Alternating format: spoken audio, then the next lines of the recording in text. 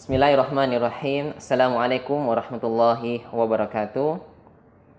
Innal hamdalillah nahmaduhu wa nasta'inuhu wa nastaghfir wa na'udzu billahi min sururi anfusina wa sayyiati a'malina. Man yahdihillahu fala mudhillalah wa man yudlil fala hadiyalah. Asyhadu an la ilaha illallah wahdahu la syarikalah wa asyhadu anna Muhammadan abduhu wa rasuluh. Alhamdulillah, segala puji bagi Allah. Pada kesempatan kali ini kita akan mencoba mengangkat sedikit tema terkait dengan keutamaan daripada Al-Qur'an. Kita setiap muslim memiliki yang namanya panduan dalam kehidupan, yaitu Al-Qur'an. Al-Qur'an yang ada di hadapan kita saat ini, inilah menjadi panduan yang wajib dimiliki oleh setiap pribadi muslim. Allah mengatakan, Zalikal kitabu la raiba fi hudal lil muttaqin. Al-Qur'an ini tidak ada keraguan di dalamnya, yang kemudian Al-Qur'an ini menjadi petunjuk bagi orang-orang yang bertakwa. Nah, kita akan sedikit belajar apa keutamaan daripada Al-Qur'an. Apa keistimewaan daripada Al-Qur'an? Kalamullah. Yang pertama adalah kita melihat rentetan keutamaan dari Al-Qur'an ini. Yang pertama, malaikat yang paling mulia di antara malaikat-malaikat yang ada adalah malaikat Jibril alaihissalam. Kenapa malaikat Jibril alaihissalam adalah malaikat yang paling mulia di antara malaikat yang lain? Karena malaikat Jibril adalah malaikat yang dipilih oleh Allah Subhanahu wa taala untuk menyampaikan Al-Qur'an kepada Rasulullah sallallahu alaihi wasallam. Yang kedua adalah nabi kita Nabi Muhammad sallallahu alaihi wasallam adalah manusia yang paling mulia di atas muka bumi ini.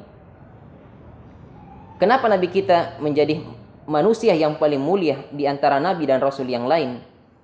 Karena beliaulah yang dipilih oleh Allah Subhanahu wa taala untuk menerima risalah Al-Qur'an ini. Kemudian kita lihat lagi dari sisi tempat.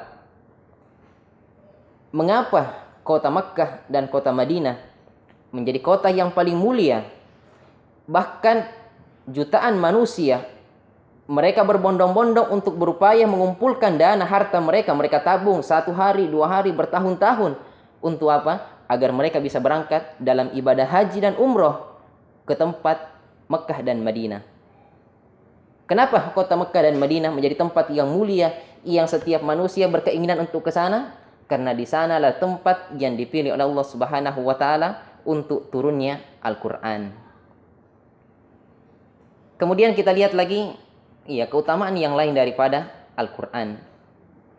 Bulan yang mulia di antara 12 bulan adalah bulan Ramadan. Kenapa bulan Ramadan menjadi bulan yang mulia, jemaah sekalian?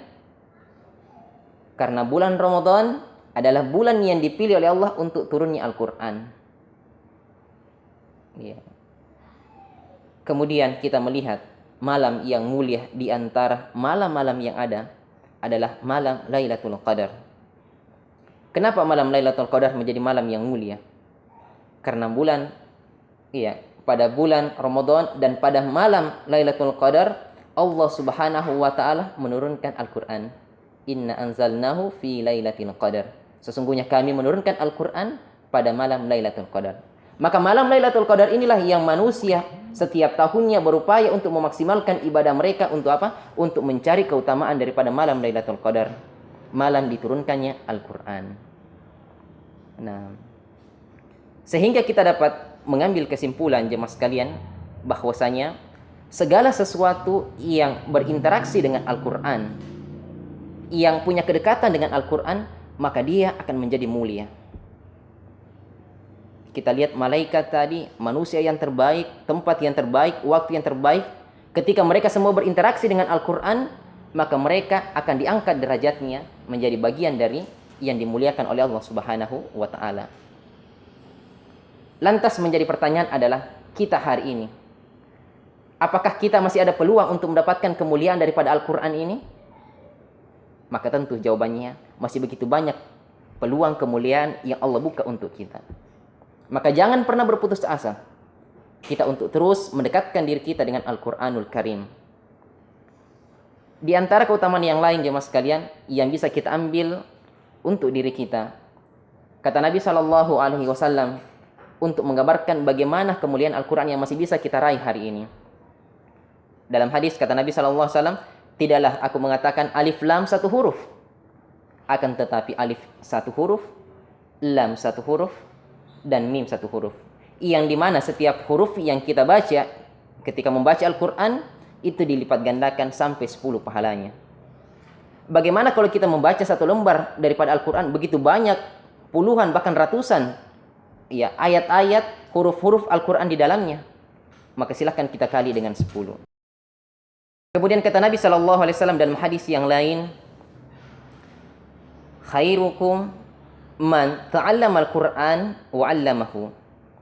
Sebaik-baik kalian adalah orang-orang yang mau belajar Al-Quran.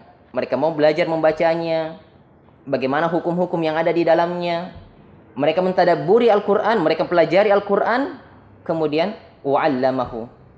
Kemudian setelah mereka belajar untuk diri mereka, mereka ajarkan Al-Quran ini kepada orang lain. Maka mereka lah orang yang terbaik. Maka ini mari kita motivasi diri kita sejak kecil, kita motivasi anak-anak kita sejak kecil. Untuk apa jemaah sekalian? Agar mereka tertanam dalam diri mereka bukan hanya sekedar mengejar kehidupan dunia untuk menjadi PNS, menjadi pejabat dan seterusnya. Akan tetapi tanamkan dalam diri anak kita, dalam diri kita, keluarga kita, mari kita menjadi bagian dari orang-orang yang mau mengajarkan Al-Quran. Untuk apa? Untuk mendapatkan keutamaan dari Al-Quran itu sendiri. Dan bukan aib ketika kita harus menjadi seorang pedagang, kita menjadi seorang PNS dan pekerjaan-pekerjaan yang lain sambil kita mengajarkan Al-Quran. Kita menggabungkan keutamaan mencari nafkah di dunia dan mencari kemuliaan daripada Al-Quran. Dan yang terakhir yang bisa kami sampaikan ya kepada pemirsa sekalian, kata Nabi SAW dalam sebuah hadis, Iqra'ul Quran, bacalah Al-Quran. Perintah dari Nabi SAW kepada kita, ayo kita baca Al-Quran. Ya, Al-Quran jangan cuma disimpan, ya, kita simpan di rumah kita, di dinding kita sebagai hiasan. Kata Nabi, ayo baca Al-Quran. Iqra'ul Quran, baca Al-Quran. Kenapa kita diperintahkan oleh Nabi? Manusia yang sangat memperhatikan umatnya, sangat rindu dengan umatnya. Kata beliau, fa innahu ya'ti yaumal qiyamah. Karena Al-Quran yang kita baca ini pada hari kiamat nanti dia akan datang. Sebagai apa jemaah sekalian? Syafi'an li ashabihi. Al-Quran yang kita baca di dunia, di akhirat kelak dia akan datang menjadi penolong bagi kita. Kalau kita lihat kehidupan kita di dunia, kita lihat di berita-berita, di TV-TV yang ada, ketika orang ada masalah di pengadilan, mereka segera mencari pengacara terbaik untuk menolong mereka, untuk mencari perlindungan. Maka bagi orang-orang yang beriman ketika yaumul qiyamah nanti, yang tidak ada lagi pertolongan kecuali izin dari Allah Subhanahu wa taala, maka Al-Quran akan datang menjadi penolongnya. Al-Quran akan berhujjah kepada Allah Subhanahu wa taala, ya Allah, si fulan ketika di dunia dia membacaku, maka izinkan aku hari ini untuk menjadi penolong, menjadi syafaat baginya, yang tidak ada lagi syafaat ketika itu.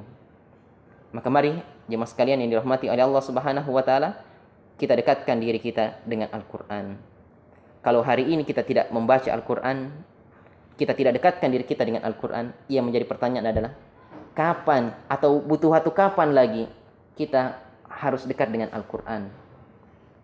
Ataukah Al-Quran yang kita siapkan, yang kita telah beli, yang kita telah pajang di rumah itu, kita memang siapkan hanya untuk dibaca oleh ahli waris kita ketika kita sudah meninggal dunia, baru mereka ambil itu untuk dibaca di dekat jenazah kita. Na'udzubillah. Maka mari kita hiasi diri kita dengan Al-Quran dan kita hidup di atas naungan daripada Al-Quran.